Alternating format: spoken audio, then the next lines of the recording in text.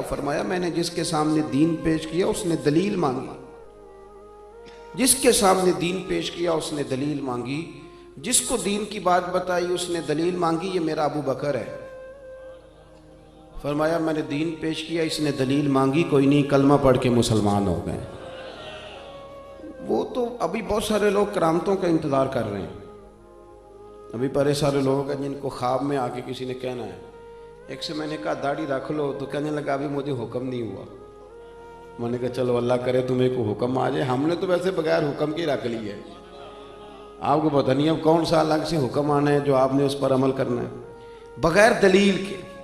बस बात आ गई, पैगाम आ गया, नबी करीम ने फरमा दिया। और जिस जगह भी, जिस ढंग में भी, जिस रंग में भी हुजूर ने कहा, जनाब अबू बकर सिद्दीक ने सबसे पहले उस बात को माना, उसको तस्लीम किया और 2 कदम आगे बढ़ के। काम लूला लंगड़ा करने से भी काम हो ही जाता है और शौक ज़ौक से करने से भी काम हो ही जाता है। लेकिन अगर शौक ज़ौक से किया जाए तो चलो ज़रा मज़ा भी आ जाता है, ज़रा काम करने में सुरूर भी आता है, काम हो ही जाएगा। आपसे कहा गया कि चलो महफिल में चलें, ओहो यार तू कहता है तो चला जाता हूँ, काम बड़ा है, मसरूफियत बड़ी है, दोस्तों ने आना था, चले फिर भी गए लेकिन मज़ा नहीं आया। किसी ने कहा चलो, उसने कहा ओहो तूने तो याद ही देर से कराया, मैं तो पहले से तैयार हूँ। आपको लुत्फ़ आएगा। अब्बा जी की बात मजबूरन भी माननी है और अगर मज़ा लेके मानी जाए तो आप हुक्म करें जी मैं हाज़िर हूँ, तो मज़ा लेने से सुकून भी आएगा। हज़रत अबू बकर सिद्दीक लैतो लाल्ला नहीं करते थे। एक तो बगैर दलील के हुजूर का हुक्म मानते थे, फिर लैतो लाल्ला नहीं। नबी करीम सल्लल्लाहु अलैहि वसल्लम ने फरमाया तू मेरे साथ मदीने जाएगा, हिजरत करनी है, तो ऐसा नहीं कि सफ़र करना है तो ओहो मेरे जूते रह गए मैं अभी बदल के आया, ठहर जाए बस मैं 2 मिनट चाबियां भूल आया हूं मैं आया, इस तरह नहीं। नबी करीम सल्लल्लाहु ताला अलैहि वसल्लम ने फरमाया हिजरत करनी है, तैयार रहना। जनाब आयशा सिद्दीका कहती हैं जिस दिन का मेरे नबी ने कह दिया मैंने अपने वालिद को सोते नहीं देखा। दिन के वक्त थोड़ी आंख लगा लेते लेकिन सारी रात दरवाजे पर खड़े रहते, सारी रात। ये ज़ौक़ है, ये शौक़। और ऐसा भी नहीं कि मिनट मिनट पे फ़ोन करके पूछा जाए कि कदों को जाना है, ऐसा भी नहीं। आके पूछा नहीं, एक दफ़ा कह दिया सो कह दिया। अबू बकर जाना है तैयार रहना, दोबारा पूछा नहीं कब जाना है। अबू बकर रात को निकलना है, सारी सारी रात दरवाजे पे खड़े रहना, सारी। आप लुत्फ़ लें अपनी ज़िंदगी का, प्यार करना और कच्चा पक्का करना, मोहब्बत करना और कच्ची पक्की करना। वह कह जो दिया, बात हो जो गई, मामला तय जो हो गया, एक दफ़ा हुक्म मिल जो गया। जिसको बार बार कहना पड़े उसे तो कह के बंदा कई दफ़ा तंग होता है, यार इतनी दफ़ा कहना पड़ा तो फ़ायदा क्या हुआ। कमाल तो यह है कि हुक्म आ गया तो बस आ गया। जनाब अबू बकर सिद्दीक सारी रात दरवाजे पे खड़े रहते। यारो ज़रा इस मज़े को लेकर तो देखना, जिस दिन हिजरत करनी थी अल्लाह के रसूल सल्लल्लाहु अलैहि वसल्लम तशरीफ़ ले गए, हुजूर ने दस्तक देने के लिए दरवाजे पे हाथ रखा तो दरवाज़ा खुला हुआ था। इतनी भी मेरे महबूब को तकलीफ़ ना हो कि मैं दरवाज़ा खोलूँ, दरवाज़ा खुला था और दरवाजे के पीछे खड़े थे। हुजूर भी सारा कुछ ही जानते हैं और उम्मत को सबक देने के लिए फरमाया अबू बकर सोए नहीं तो रो पड़े। अर्ज़ की हुजूर जिस दिन हुक्म दिया था उस दिन कभी रात नहीं सोया, खड़ा हूँ बस आपने कहा जो था जाना है, फिर कच्ची पक्की बातें करने का क्या मानो। सारी सारी रात खड़े रहे, सारी सारी रात इंतज़ार। और फिर देखो लोग कहते हैं कि साथ रहने से ना मोहब्बत कम हो जाती है, ज़्यादा आने जाने से प्यार वाकई हो जाता है, इसमें शक नहीं। कदर खो देता है हर रोज़ का आना जाना, लेकिन ये भी अंदर का ही मामला है। कुछ के साथ आप जितना ज़्यादा रहते हैं उतनी मोहब्बत बढ़ती रहती है, आदत पड़ जाती है। फिर वो जिस तरह इंसान रोटी की आदत हो जाती है, इस तरह उसे सोने की आदत हो जाती है, इसी तरह कुछ बंदों की भी उसे आदत ही हो जाती है। फिर वो दाएं बाएं हों तो मज़ा नहीं आता। कुछ होते हैं ना जो तबीयत पे बोझ बनते हैं, जो सुनते नहीं सुनाते हैं, जो करते नहीं, कहते हैं ये हमें करा के दे, लेकिन कुछ का पता होता है साथ जितना भी रहेगा करेगा गुलामी, करेगा खिदमत। शाह वलीउल्लाह साहब मुहद्दिस देहलवी ने लिखा है कि नबी करीम सल्लल्लाहु अलैहि वसल्लम ने एक दिन फरमाया, हज़रत अनस बिन मालिक भी थे, हुजूर ने फरमाया लोगों ज़रा वक्फे से मिला करो मोहब्बत बढ़ती है, ज़रा वक्फे से मिला करो मोहब्बत बढ़ती है, वक्फे से। तो हज़रत अबू बकर सिद्दीक ज़्यादा तशरीहात नहीं पूछते थे, हुक्म इशारतन और किनायतन भी होता तो बात को समझ जाते थे। वक्फे से मिला करो। उनके कान में भी बात गई। 3 नमाजों में आए नहीं, आए तो पीछे पढ़ के चले गए। जोहर असर मगरब हो गई। हुजूर ने जोहर के बाद भी पूछा, अंस अबू बकर नहीं आए? जोहर के बाद भी पूछा, अबू बकर जल्दी चले गए? मगरिब जरा गौर तो करना, जरा इसका जायका तो लेना। तीसरी दफा फिर पूछा, अबू बकर सिद्दीक, यार ये क्या बात हुई कि तेरे साथ को बंदा मिलने से हाथ कतराए? ये कहने के फलाने का नखरा बड़ा है, तू जरा अपना ही तरबियत सही कर ले। ये बात कहने को कि फलाना मुझे मुंह नहीं लगाता, तू मुंह बनाई इस तरह का के लगाया जा सके। सामने वाले पे तंज करना आसान है, लेकिन अपनी तरबियत करना मुश्किल है। अपनी ट्रेनिंग करें। देखें बड़े सारे लोग होते हैं जिनको बंदा कहता है यार कभी मिल जाया करो। मिसले तावीज होते हैं कुछ लोग, वो जब भी मिलते हैं शिफा होती है, लेकिन बोझ बनना तबीयत पे। 3 नमाजें गुजर गई, मुलाकात नहीं हुई। करीम महबूब सल्लल्लाहु अलैहि वसल्लम ने तीसरी दफा पूछा तो हजरत अनस कहते हैं मैं पहुंच गया। मैंने जाके अबू बकर सिद्दीक से कहा, कहाँ घूम रहे हैं आप? 3 दफा हुजूर पूछ चुके। जनाब सिद्दीक एक बार दौड़े आए, हुजूर हुक्म हो, कहाँ थे? और हुजूर लफ्ज अदा कर रहे थे तो आंखों में आंसू भी चमक रहे थे। कहाँ थे सुबह से, कहाँ थे? जनाब सिद्दीक अकबर ने घुटने जमीन पे रख दिए और हाथ बांध दिए। अर्ज की, या रसूलल्लाह मैं कुर्बान जाऊं, मेरी क्या जुर्रत है, मैं क्या बताऊं कि सुबह से मेरा वक्त कितनी मुश्किल में गुजरा है। पर महबूबा वो आप नहीं तो फरमाया था जरा वक्फे से मिलो तो मोहब्बत बढ़ती है। तो हुजूर ने थपकी दी कंधे पे, मैंने कहा था, मैंने कहा था, मैंने कहा था, पर तुझे तो नहीं ना कहा था। वो मैंने कहा था लोगों से, वो थे कुछ लोग जिनसे कहा था, पर अबू बकर तुझे तो नहीं ना कहा था। तू ना जाया कर यार, तू रहा कर। तू रहता है तो तबीयत लगी रहती है, तू रहता है तो बात बनी रहती है। तेरा यहाँ रहना करार देता है बाज़ौक़ात। यार इस तरह का वफादार आदमी, इस तरह का रंग, इस तरह का मिजाज। हुजूर फरमाए तू ना जाया कर, तू ना जाया कर, तू रहा कर। मेरे नबी करीम सैयद आलम ने सीधा हाथ पकड़ा हुआ है जनाब अबू बकर सिद्दीक का, और दूसरे हाथ में पकड़ा हुआ है सैयदना फारूक आज़म का हाथ। तो मस्जिद से बाहर निकल के जब आए ना हुजूर, यूं करके जैसे बादलों के बीच से सूरज नहीं कभी निकल के आता, और कभी चांद नहीं अचानक चमकता तो वो छा जाता है। हुजूर मस्जिद से निकले तो सहाबा कहते हैं दिल खुश हो गए हुजूर का चेहरा देख के। और जब हम खुश हो रहे थे ना तो हुजूर ने फरमाया मेरी और इनकी रफाकत को यहाँ तक ना समझना। ये जामे तिरमिज़ी में मौजूद है। फरमाया यहाँ तक ना समझना, फरमाया ये जिस तरह मैंने आज इनका हाथ पकड़ा है और मैं निकला हूं ना, जब मैं कब्र से निकलूंगा फिर भी मेरा यही तरीका होगा। यारो अपनी रूहानी जिंदगी के अंदर इस बात का जरूर ख्याल फरमाएं कि ऐसा तो नहीं कि हमारा मिजाज बोझ बनता है, हमारी तबीयत बोझ बनती है। कुछ बंदे ऐसे होते हैं जिनसे बंदा वो कहते हैं जाना है बिस्मिल्लाह जी जाओ, और कुछ बंदे ऐसे होते हैं जो जाने लगे तो बंदा उनसे कहता है इतनी भी जल्दी क्या है, जरा ठहर जाए, ठहरे जरा, थोड़ा रुक जाओ यार, चले जाना, चल तू मगरब के बाद चले जाए, और यार मेरा दिल तो नहीं कर रहा पर चल तू शाह होकर चला जाए। वो यार आप बात को समझे। कहा हुजूर ने ये रफाकत जो यहाँ है ये यहाँ तक नहीं, बल्कि फरमाया जब मैं कब्र से निकल के महशर के मैदान में आऊँगा तो फिर भी सीधे हाथ में अबू बकर सिद्दीक का ही हाथ होगा, फिर भी इस हाथ में फारूक आज़म का हाथ ही होगा।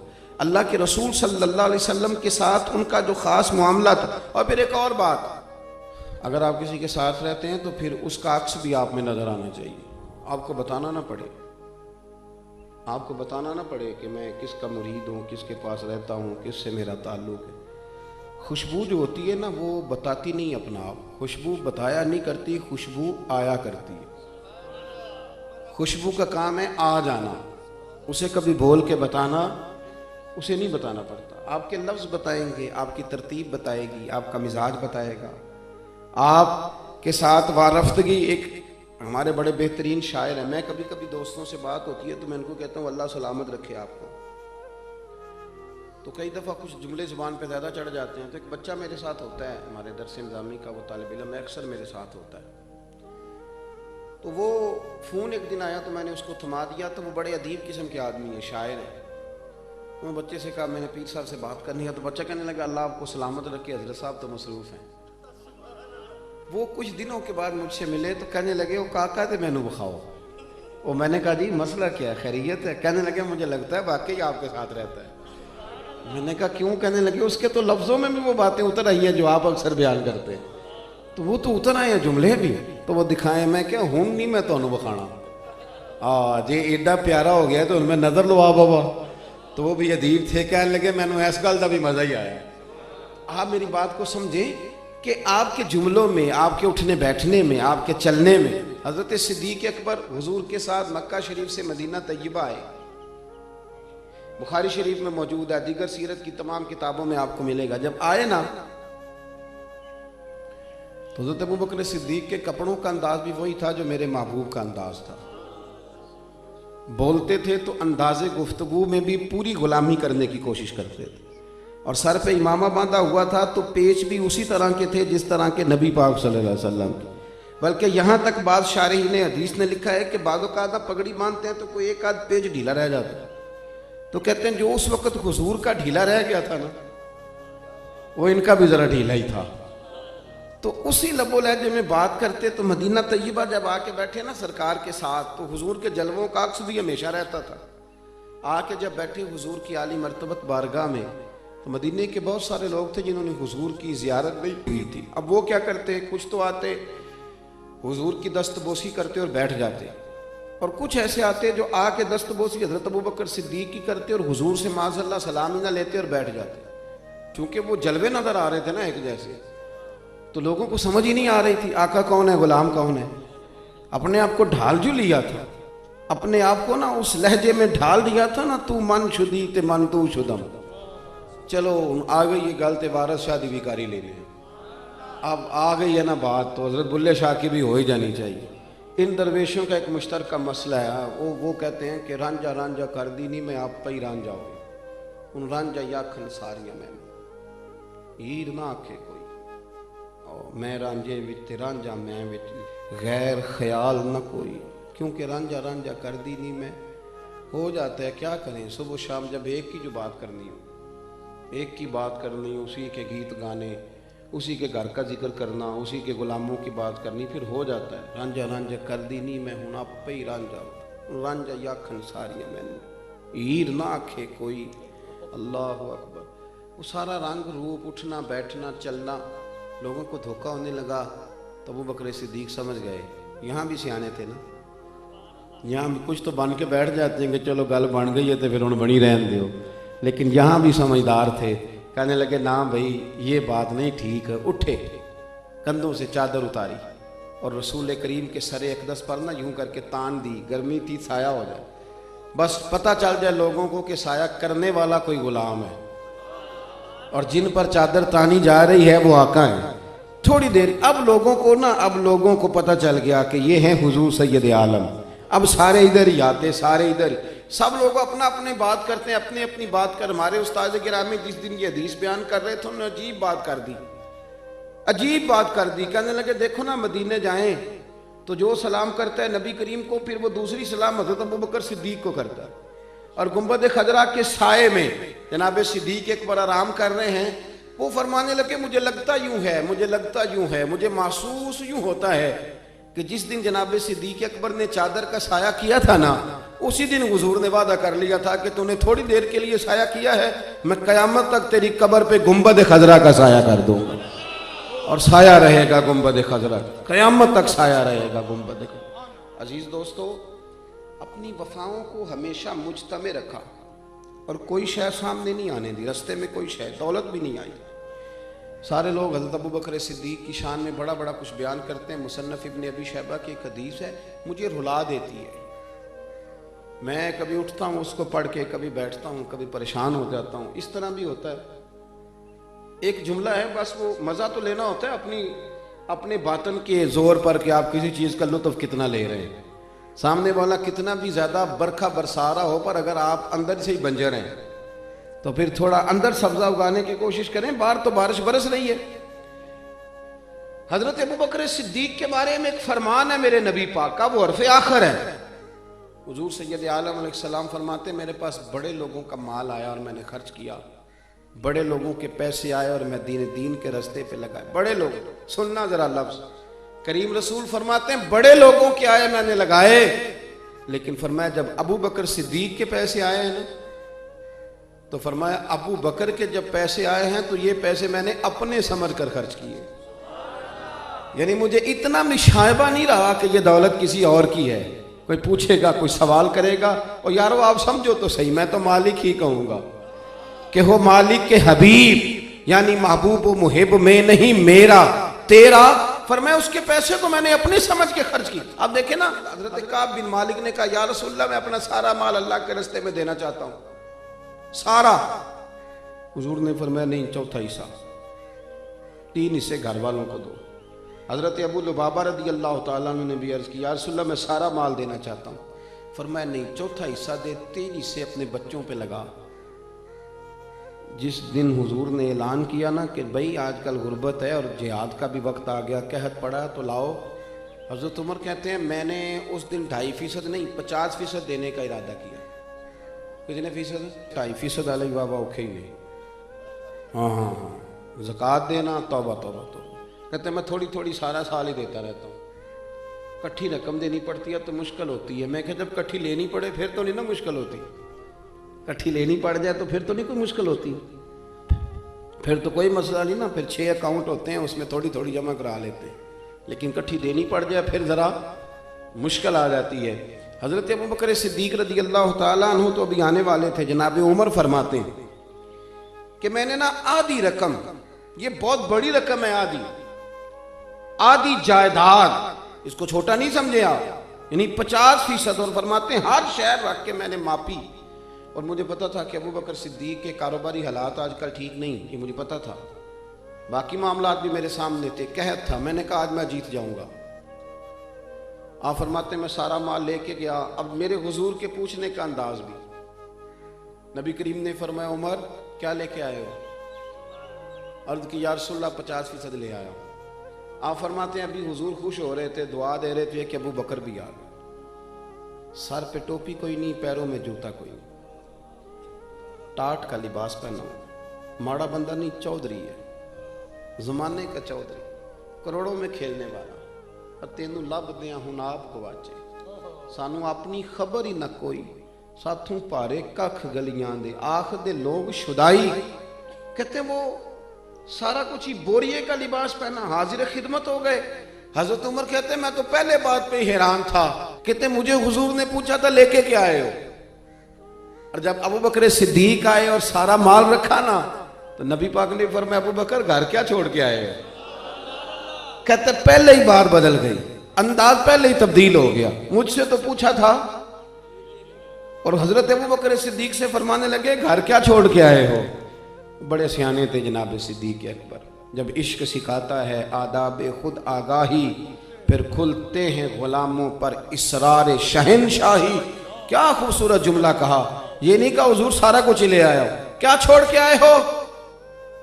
अर्ज की हुजूर घर अल्लाह को छोड़ आया हूं और अल्लाह का रसूल छोड़ आया हूं। मेरा घर खाली नहीं, अल्लाह भी है, अल्लाह के नबी भी, अल्लाह रसूल का नाम घर में है। हुजूर नहीं कहा सारा कुछ लाया हूं। उनसे कहा था चौथा हिस्सा लाना, 3 घर छोड़ना, ये सारे ले आए, और वजूद के कपड़े भी उतार के दे दिए। नमाज पढ़ा के मैं तय वल वेखा, मैनू काबा भुल गया, मैनू भुल गई नहीं सब सौम सलाता, इको यार दा फिक्र पे आई, हर शह लेके आ गए, रख दी। कुर्बान जाऊं करीम महबूब के। हजरत अबू बकर सिद्दीक ने गर्दन झुकाई हुई है, टाट का लिबास है। हुजूर फरमाने लगे अबू बकर आपके आने से पहले जिब्रील आए थे, उन्होंने भी आज टाट का लिबास पहना था। मैंने पूछा है जिब्रील ये कौन सा लिबास है? फरमाया या रसूल अल्लाह आज अबू बकर ने पहना है तो रब को पसंद इतना आया है कि सारे फरिश्तों को यही जोड़ा पहना दिया है। अब मेरे नबी करीम अलैहिस्सलाम ने फरमाया अबू बकर एक सवाल भी आया है तेरे लिए, उन्हें जवाब देना है। हुजूर हुक्म करें। फरमाया रब फरमाता है तू सारा कुछ ले आया है, तूने टाट का लिबास पहन लिया है, ये बता तू इस हाल में अपने रब से राजी है कि नाराज? तो राजी है कि नाराज? हजरत सिद्दीक अकबर की तो चीखें निकल गई। अर्ज की हुजूर मैं कौन होता हूँ ये फैसला देने वाला? हुजूर मैं बड़ा ही राजी हूँ, हुजूर मैं बड़ा राजी हूँ, मैं अल्लाह के रब होने पे राजी हूँ, आपके नबी होने पे राजी हूँ, इस्लाम के दीन होने पे राजी। हुजूर मैं बड़ा ही राजी। यारो हर शाही दे देना और फिर पूरा खा, कोई शायद रुकावट नहीं बनी। अगर बेटा आया बदर में तलवार लेके, तो अबू बकर सिद्दीक तलवार लेके सामने खड़े हुए। उसने एक दफ़ा कहा, अब्बा जी आप आ गए थे, पर मैंने बाप समझ के छोड़ दिया, वरना मेरी जद में थे, चाहता तो मार देता। फरमाया, पुत्र अच्छा हुआ तू नहीं मेरी तलवार की जद में आया, मैं तुझे पुत्र समझ के माफ़ ना करता, बल्कि अपने महबूब और दीन का मुखालिफ समझ के कत्ल कर देता। वालिद ने बड़े बड़े अपने वालिद के फरमा बरदार थे, ताबेदार थे, बड़े ठंडे थे, मीठे थे। पर एक दफ़ा वालिद ने हुजूर के बारे में को बात की तो अब्बा के मुंह पे भी थप्पड़ मार दिया। कोई बंदा नहीं मानता था कि अबू बकर थप्पड़ मार सकते, कोई भी नहीं मानता, लोगों को समझ ही नहीं आ रही थी, ये हो ही नहीं सकता। वालिद ने आके शिकायत करी, अबू बकर ने मुझे मारा है। हुजूर भी खामोश हो गए, तबसरा नहीं किया। फरमाया, बुलाओ ना अबू बकर को। सारा भेद हुजूर जानते थे ना, सारा भेद। करीम रसूल ने बुलाया, हाजिर खिदमत हुए, और जब सामने आए तो खोल के रोए, रोते जा रहे हैं, रोते जा रहे हैं, रोते जा रहे हैं। हुजूर ने फरमाया, अबू बकर ये मैं क्या सुन रहा हूँ, बाप को मारा। फिर एक हिचकी ली, फिर रोए।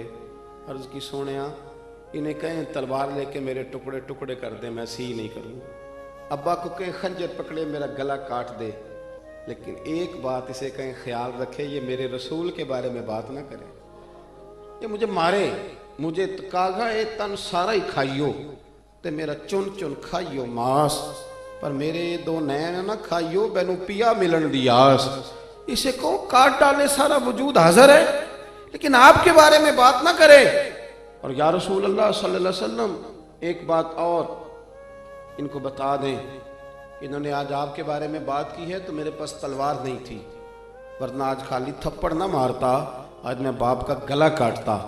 इसलिए कि मेरे नज़दीक कोई ऐसी चीज़ नहीं जो मेरे और मेरे नबी के रास्ते में आ सके।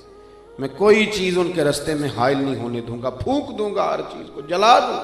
दोस्तों, मैंने कहा काम लूला लंगड़ा करने से भी काम हो ही जाता है, और काम मज़ा लेके करने से भी काम हो ही जाता है। दीन पे अमल करना है तो ये भी कह के करना है कि मैं मसरूफ़ बड़ा हूँ, तो मैं बिजी बड़ा हूँ, तो अभी मैंने बच्चे पालने हैं, तो अभी मैंने शादियाँ करनी हैं, तो ये भी काम हो ही जाएगा।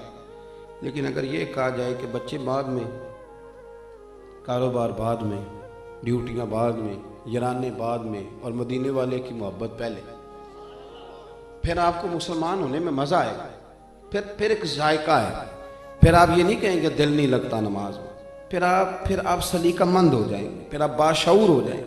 हज़रत अबू बकर सिद्दीक रज़ी अल्लाह ताला अन्हु। और फिर इन सारी चीज़ों के साथ साथ जाते हुए ये भी सुन लें कि हुजूर की अदाओं पर भी अमल करने की कोशिश करें। जब नबी पाक सल्लल्लाहु अलैहि वसल्लम ने सहाबा के मजमे में नज़र डाल के फरमाया ना, आज किसने रोज़ा रखा है, तो सारे चुप थे। तो जनाब सिद्दीक अकबर ने अर्ज़ की, हुजूर मैंने रखा हुआ है। फिर नबी करीम सल्लल्लाहु अलैहि वसल्लम ने फरमाया, आज किसी ने मिस्कीन को खाना खिलाया, सब चुप थे। तो हाथ अबू बकर सिद्दीक ने खड़ा किया, अर्ज़ की, हुजूर आप ना पूछते तो मैं ना बताता, मैंने खिलाया। आज किसी ने जनाजा पढ़ा है, हाथ खड़ा किया, हुजूर आप ना पूछते तो मैं ना बताता, मेरे हिस्से में ये शहादत आई है। आज किसी ने किसी यतीम के सर पे हाथ फेरा है, हुजूर हुक्म ना करते तो ना बताता, मेरे हिस्से में शहादत आई है। मेरे रसूल करीम अलैहिस्सलातु सलाम ने फरमाया, अबू बकर जन्नतियों की 360 अलामतें, किसी में एक भी पाई जाए तो वो जन्नत में जाएगा। हज़रत अबू बकर ने यूँ आँख खोल के देखा तो हुजूर ने फरमाया, तेरे अंदर 360 सारी की सारी पाई जाती है, सारी की सारी पाई जाती है। और फरमाया, फिर क़यामत के दिन ना एक रोज़ेदारों का दरवाज़ा है, जहाँ आवाज़ होगी भी रोज़ा रखने वाले आ जाओ, इस दरवाजे से गुजर जाओ। एक नमाजियों का दरवाज़ा है जन्नत में, नमाजी आ जाओ इस दरवाजे से। एक हाजियों का दरवाज़ा, एक सखियों का दरवाज़ा है। मुख्तलिफ दरवाज़ों से मुख्तलिफ जन्नतियों को बुलाया जाएगा। फरमाया, अबू बकर जब तेरी बारी आएगी ना, तो जन्नत का हर दरवाज़ा ही ख्वाहिश करेगा कि कभी अबू बकर मेरे अंदर से गुजर जाए ना, कभी इधर से आ जाए ना। हर एक तुझे पुकारेगा। रिजल्ट जल्दी मांगते हैं लोग, मेहनत ज़रा थोड़ी करते। उन्होंने सारी ज़िंदगी मेहनत की। मैंने पहले भी अर्ज़ किया था एक दफ़ा, फिर बात दोहराता हूँ। हज़रत अबू बकर की शान नबी पाक ने बयान की, उन्होंने नहीं कभी अपनी शान बयान की। लोगों से कभी नहीं कहा कि मुझे जानते हो ना मैं कौन हूँ, ना। हज़रत उमर की अज़मतें हुजूर ने बयान की, उन्होंने कभी खुद बयान उन्होंने नहीं कहा। वो तो सारी ज़िंदगी ये कहते रहे कि मैं तो ऊँट चराने वाले का बेटा हूँ, सारी जिंदगी हर मौके पर यही कहा कि मैं तो ऊँट चलाने वाले का पुत्र। शान हुजूर ने बयान किया। बेहतर ये है कि हमारे लिए फजल वाला फैसला अल्लाह रसूल ही करे। हमारा काम है तवज्जो से मेहनत करना, छोड़े कोई ख्वाबें अच्छी आना ज़रूरी है, बशारतें आना ज़रूरी है, रूहानी मकाम तय करना कुछ ज़रूरी है, ना भी हो तो कोई अर्ज नहीं, गुलामी तो करनी है ना, हमने गुलामी तो करनी है ना, तो गुलामी करें तवज्जो के साथ, अल्लाह रसूल पे छोड़ दें फैसले। हमारे बहुत सारे लोगों को बिशारत की ज़रूरत होती है, बिशारत भी हो जाएगी पर ज़रा टाइम लगता है, थोड़ा वक्त लगता है, वो सारी चीज़ें हो जाती हैं। लेकिन ये जो कहते हैं ना सवेरे ठीक हो जाऊं, इस तरह न करें। अपनी ज़िंदगी समेट के, टांगों को, हाथों को, ज़ुबान को, आँखों को, रूह को बांध के, अच्छी तरह जकड़ के, पूरी तरह बांध के ना इसे तो फेंक दे नबी पाक के कदमों, और जो हुजूर के फैसले हैं वो करना शुरू कर दे। ना अपनी मर्जी से हाथ हिलाएं, ना पैर हिलाएं, ना आंखें खोलें, ना जुबान खोलें, हुजूर की गुलामी में फेंक दें। फिर जिस्म मर जाएगा, रूह जिंदा हो जाएगी, फिर नफ्स मर जाएगा, दिल जिंदा रहेगा, फिर बातनी तौर पर आप बहुत आगे निकल जाएंगे। फिर ये शोर शराबे, ये जो शौक़ है ना आपके, ये बोझ बन जाएंगे। जब इंसान रूहानी तौर पे ताज़ा हो जाता है ना, फ़ोटो खिंचाने में मज़ा नहीं आता, फ़ोटो से बचने में मज़ा आता है। मैं ईमानदारी से कह रहा हूँ। फिर उसे बचने में, फिर वो बचता फिरता है। वो शोहरत से बचने वाला पीछे पीछे रहता है और दी चाहता है सारी गज़लें उस जालिम के नाम करें। वो फिर बंदा फिर पीछे पीछे हटता है, कहता किसी तरीके से बच जाऊँ, वह मेरा काम हो, मेरा नाम ना आए। फिर वो बचत करता है, फिर वो सियाना रहता है, फिर उसकी तवज्जो रहती है।